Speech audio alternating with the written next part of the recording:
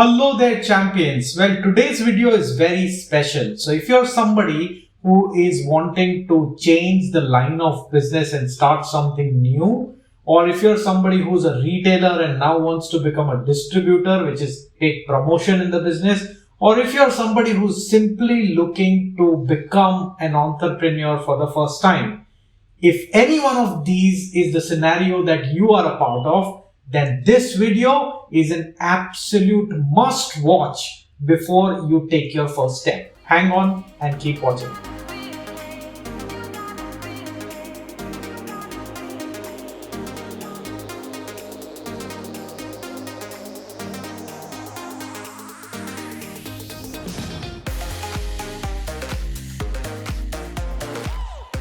Welcome back champions. My name is Hardik and I make videos to help your organization grow. If you think what I say makes sense and if you feel that a one-to-one conversation with me can help you solve some of your business challenges, then all you need to do is go onto my website, scroll down, select the relevant area you need help in, answer a few very basic questions, and there you should be able to book a one-to-one consulting call with me for absolutely free. If you want to know what these calls sound and look like, I record some of them with the permission of the people that I talk to, and the link for that is going to be there in the description box. And if you're watching this on YouTube, it will appear on the top near the eye icon. So a few days ago, somebody reached out to me via the form that I just mentioned to you about. Now he is a distributor and he wants to become a manufacturer, and he wanted to know what are the things that he should be very careful about. And on further probing, I realized his reason to get into manufacturing. So he mentioned, well, I am into distribution of whatever products that he was distributing, and there is a lot of competition in there.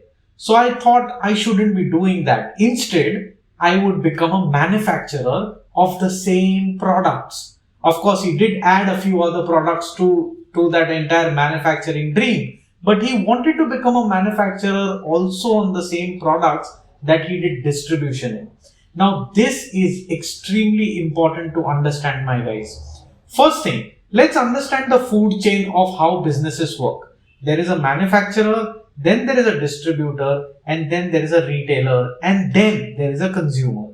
Now, anybody in the food chain faces competition simply because the consumer chooses to not buy that brand, buy something else, or buy some other brand, or buy something completely different.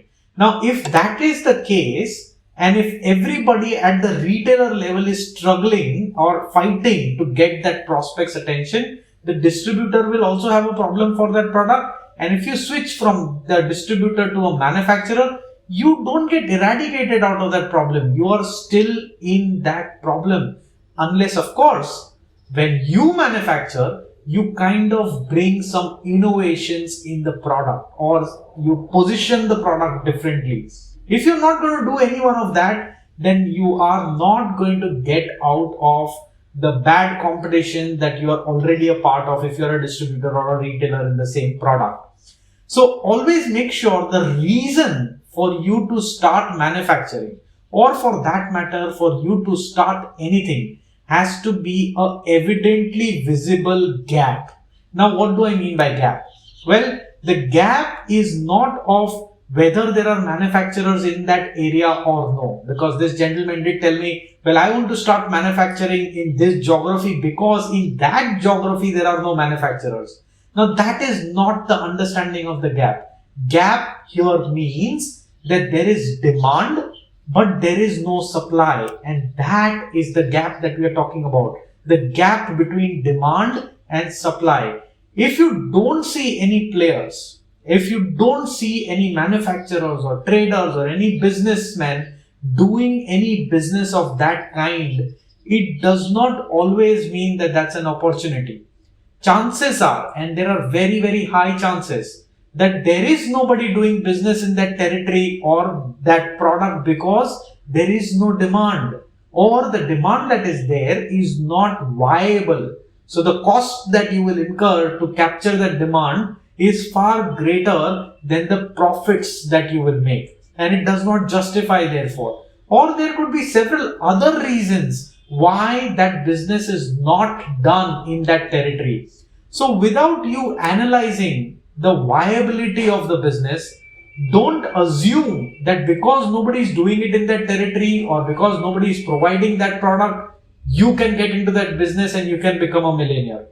Another aspect that I always think of is people go and see and look at a few products and say, hey, you know what? A lot of people are buying these products. That again is not good enough for you to start doing that. Why? Because let's say everybody in India gets up in the morning and we all brush our teeth. If I want to become a millionaire, the easiest thing for me to do is start manufacturing toothpaste. Because if only 1% of my country buys my toothpaste, I am going to become a billionaire the next day. But that doesn't happen, right? That doesn't happen because I become a me too product. People pay for the product because that product offers something specific. Now that specific need not be of value to only you. That specific need not be something that nobody is doing.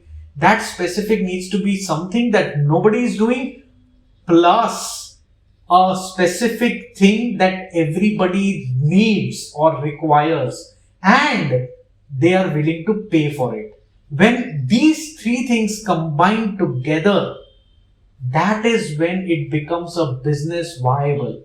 Business becomes viable. Otherwise, you're just looking at an opportunity and you may end up investing yourself fully into it. So what should you do if you're thinking of this? How should you evaluate? Well, two ways of doing it. One is do market research. How do you do market research? Well, these days it's very, very easy. I've made a video on this where I'm talking about 3 tools on how you could use to do your market research. See that video. I'll paste the link in the description box, and if you're watching this on YouTube, it will also appear on the eye icon. The second thing that you want to do is you want to validate it. Now, how do you validate it? You want to sell A product to Y consumer. Get that product from wherever it is and sell it to the Y consumer. See if they are willing to buy, if they are willing to bet their monies on it. It's called pre-launch. Okay, even if you make losses by doing that, you may want to import it from some country and then do it. Even if you are facing losses there, trust me, the amount of money you will lose doing that will be significantly lower than you setting up a factory, setting up an office, and then just realizing that this is not a viable business, right? So do that pre-launch. If there is nobody who's willing to buy, or if you don't know who to sell it to, now that's a very, very big question. If you don't know who to sell it to, how would you suddenly have an answer to that when you set up your office? You won't, right? So my very, very big request is don't jump into a land and start playing simply because there's nobody playing in that land. Chances are that land is not worth playing on. You may end up dying. So that's all that I wanted to say. I wanted to save you from the possible wrong decisions. If you like this video, hit a big fat thumbs up. If you are somebody who is a parent of a young, want to be entrepreneur, then share this video with him. If you are somebody who has friends who are going to start a business, share this video with them. Subscribe to this channel if you've not already done so. There are a lot of questions people ask me, and my mind is buzzing with answers, and I want to share it with all of you fine people. So when you subscribe, you get notified about all of these videos that are coming your way. Until we meet next time, keep learning, keep implementing, and my dear friends, keep propelling.